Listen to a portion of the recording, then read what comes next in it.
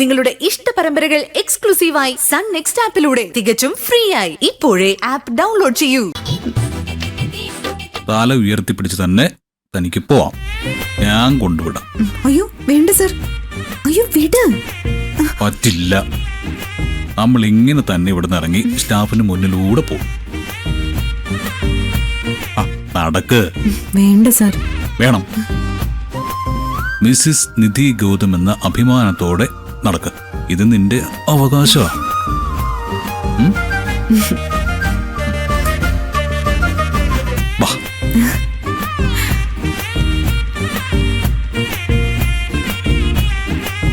വേണ്ട സർ, എന്നെ വിട്ട് അവളോട് നോക്കും.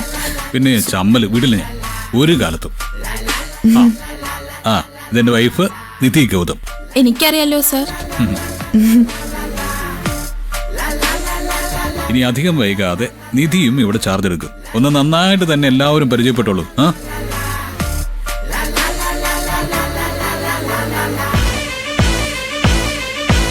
വാടാളി.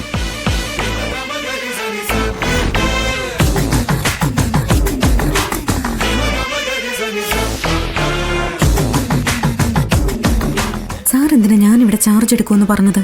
ഒക്കെ പറയാം, ഇനി സമയമുണ്ടല്ലോ. ഒന്ന് വെയിറ്റ് ചെയ്യടോ.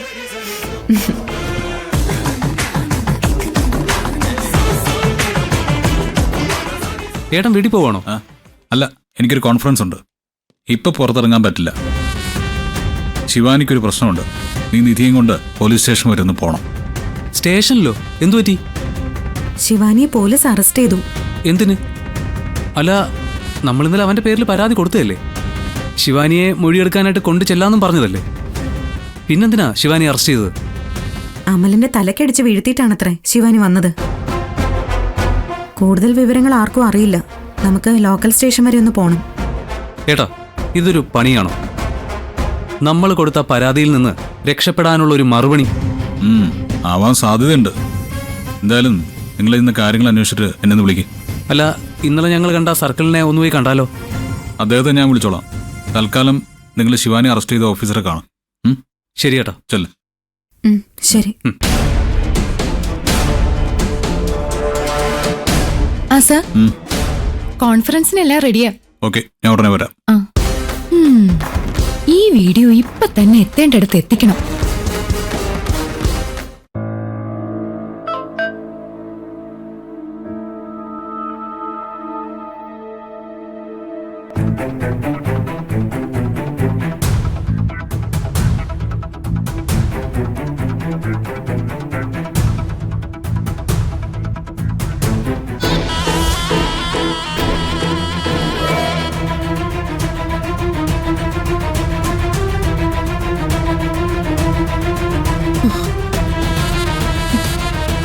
എടി രാക്ഷസി, നിന്നെ ഞാൻ വെറുതെ വിടില്ലടി.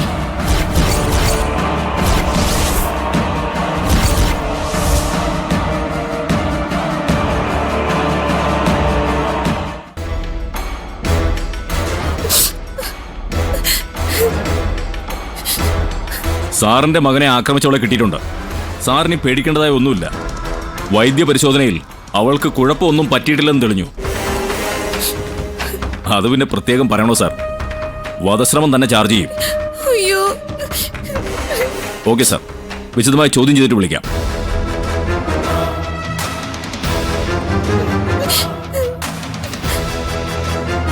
നീ അമലിന്റെ തലക്കടിച്ച വടി ഞങ്ങൾ കണ്ടെത്തിയിട്ടുണ്ട്. ഫിംഗർ പ്രിന്റ് പരിശോധന കഴിയുമ്പോൾ നീ തന്നെയാണ് കുറ്റം ചെയ്തതെന്ന് തെളിയും.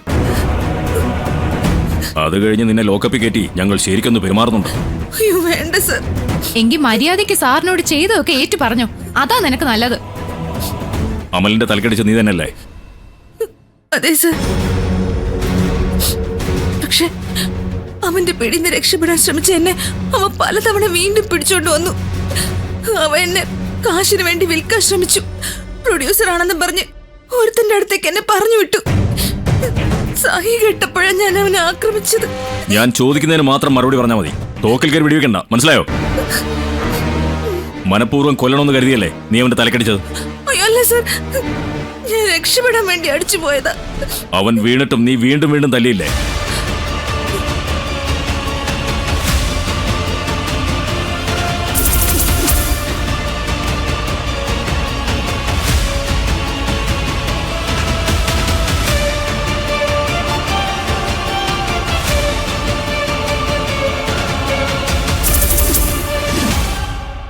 പറയടി.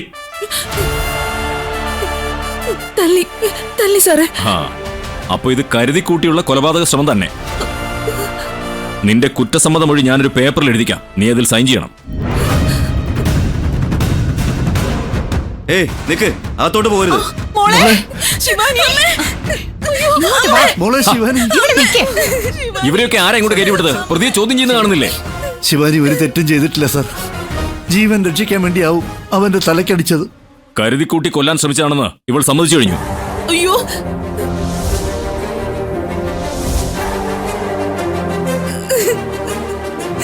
നിങ്ങൾ പുറത്തിറങ്ങിക്കണം. ചോദ്യം ചെയ്യൽ കഴിഞ്ഞിട്ടില്ല. സാറേ സാറേ എന്റെ കുഞ്ഞിനെ വെറുതെ വിടണം. ഇത് കള്ള കേസാ സാറേ. അനാവശ്യം പറയുന്നോ? ഡോ സർ, ഇവരെ പുറത്തിറക്ക്. അതെ, നിങ്ങൾ പുറത്തേക്കേക്ക്. ചോദ്യം ചെയ്ത് കഴിഞ്ഞിട്ട് മോളെ കാണാനുള്ള അവസരം ഉണ്ടാക്കി തരാം. അത് നടക്കില്ല. ചോദ്യം ചെയ്തു കഴിഞ്ഞ് പ്രതിയെ തെളിവെടുപ്പിന് കൊണ്ടുപോകും. നാളെ കോടതി ഹാജരാക്കുമ്പോ ജാമ്യത്തിന് ശ്രമിക്കാം. അയ്യോ, എന്നാലും കിട്ടാൻ വലിയ പാടാ. വേഗം പുറത്തേക്ക് പോ, അല്ലെങ്കിൽ അതിന്റെ കലിപ്പൂടെ ഇവളോട് തീർക്കും. അയ്യോ വേണ്ട, ഞങ്ങൾ പുറത്തിറങ്ങിക്കോളാം. അമ്മേ, നമുക്ക് തുടങ്ങാം. അമലിനോട് നിനക്ക് വ്യക്തിവൈരാഗ്യം തോന്നാൻ എന്തായിരുന്നു കാരണം? എനിക്ക് വൈരാഗ്യമൊന്നും ഇല്ലായിരുന്നു. എന്നെ സിനിമയിൽ അഭിനയിപ്പിക്കാന്ന് പറഞ്ഞ് പ്രലോഭിപ്പിച്ചു കൊണ്ടുപോയതാ. എഴുതി ഇങ്ങനെ കരയാതെ. ശിവാനിയെ നമുക്ക് എങ്ങനെയെങ്കിലും പുറത്തിറക്കാം. നിനക്കിത് പറയാം. അകത്ത് കിടക്കുന്നത് നിന്റെ മോളല്ലല്ലോ, എന്റെ മോളല്ലേ. രേണു, നീ ഇങ്ങനെ കരഞ്ഞിട്ടും പിഴിഞ്ഞിട്ടും ഒരു കാര്യമില്ല. ചെയ്യാത്ത തെറ്റിന് ഒരിക്കൽ നിധിയെയും പിന്നെ നിഖിലിനെയും അറസ്റ്റ് ചെയ്യിക്കാൻ നോക്കിയവളാ നീ. അതിന് ദൈവം തന്ന ശിക്ഷയാ നമ്മുടെ മോളുടെ ഈ അറസ്റ്റ്. ഓഹോ, ഈ അവസ്ഥയിലും നിങ്ങൾക്ക് എന്നെ കുത്തി നോവിക്കാനോ താല്പര്യം അല്ലേ? രഘുമാവൻ പറഞ്ഞ വക്കീലിന് നമുക്കൊന്ന് പോയി കാണാം അമ്മാവ. നാളെ ശിവാനിക്ക് കോടതിയിൽ നിന്ന് ജാമ്യം എടുക്കാൻ ശ്രമിക്കാം. അതാ ഇനി പ്രാക്ടിക്കല്. നിന്റെ ചേച്ചി ഒരുത്തി ശിവാനിയെ രക്ഷിക്കാന്ന് കൊറേ വാചകം അടിച്ചതാണല്ലോ. അവൾ എവിടെ? ഏട്ടാ, നിധി ഒന്ന് വിളിച്ചു നോക്ക്. അവൾ എന്തെങ്കിലും ചെയ്യാതിരിക്കില്ല എന്ന് എനിക്ക് തോന്നുന്നു. അവൾ ഒരു ചുക്കം ചെയ്യില്ല. അവളുടെ ഭർത്താവ് ഫോൺ എടുത്തൊന്ന് കുത്തിയ ശിവാനിയെ പുഷ്പം പോലെ പുറത്തിറക്കാം. അവളത് ചെയ്യില്ല. കാരണം അവളും ആഗ്രഹിക്കുന്നത് ശിവാനിയുടെ നാശമാ.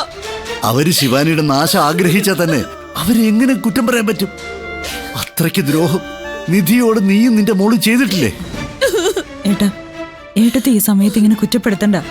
ഏട്ട നിധി ഒന്ന് വിളിച്ചു നോക്ക്. അവൾ എത്തും തന്നെയാ എന്റെ മനസ്സ് പറയുന്നത്.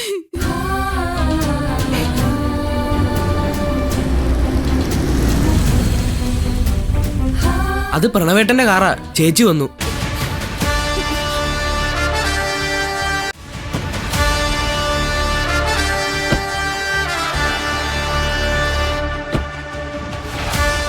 നിങ്ങൾ ശിവാനിയെ കണ്ടോ? ഒന്ന് കണ്ടു മോളെ. അവള് കുറ്റം സമ്മതിച്ചെന്ന SI പറയുന്നത്. ആ SI ഒരു മനുഷ്യപ്പറ്റിയല്ലേ താളാ. ഞങ്ങളെ സംസാരിക്കാൻ പോലും സമ്മതിക്കാതെ ഇറക്കി വിട്ടു. നിധി ചേച്ചി, ഞാൻ ഏട്ടനെ ഒന്ന് വിളിക്കട്ടെ. വരട്ടെ പ്രണവ്. ഈ നാട്ടിലെ സാധാരണക്കാർക്ക് നീതി കിട്ടുക എന്നുള്ളതാ പ്രധാനം. എല്ലാവർക്കും വേണ്ടി ഗൗതം ഗോപിനാഥിന് ഇടപെടാൻ പറ്റില്ലല്ലോ. നാട്ടിലെ സാധാരണക്കാർ പോയി തൊലയട്ടെ. എന്റെ മോളെ രക്ഷിക്കണം. നീ ഗൗതം മോനെ വിളിച്ച് പറയൂ പ്രണവ് മോനെ. അമ്മായി വെറുതെ കരഞ്ഞു ബഹളം വെക്കണ്ട. ഇക്കാര്യത്തില് നിയമം നമ്മുടെ കൂടെ നിൽക്കും. അതിനുള്ളത് ഞാൻ നേരത്തെ ചെയ്തിട്ടുണ്ട്. നമുക്ക് SI ഒന്ന് കാണാം.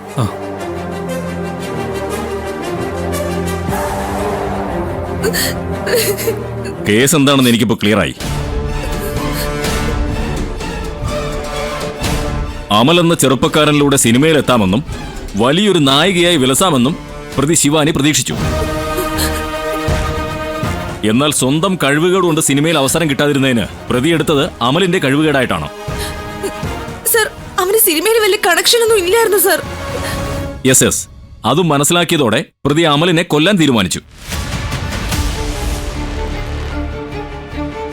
അങ്ങനെയാണ് പ്രതി അമലിനെ തലക്കടിച്ചു വീഴ്ത്തി കൊല്ലണമെന്ന ഉദ്ദേശത്തോടെ ഒരുപാട് മർദ്ദനങ്ങൾ പ്രതിയുടെ മേൽ നടത്തിയത്. IPC സെക്ഷൻ 308 കുറ്റകരമായ നരഹത്യാശ്രമം. 10 വർഷം വരെ നീ അകത്ത് കിടക്കും. നിർത്തണം സർ.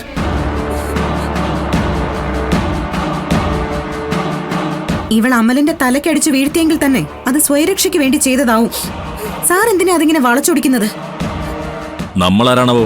വക്കീലാണോ അതോ CBI യോ? ഞാൻ ഈ നാട്ടിലെ ഒരു സാധാരണക്കാരിയാ, ഇവളുടെ സഹോദരി.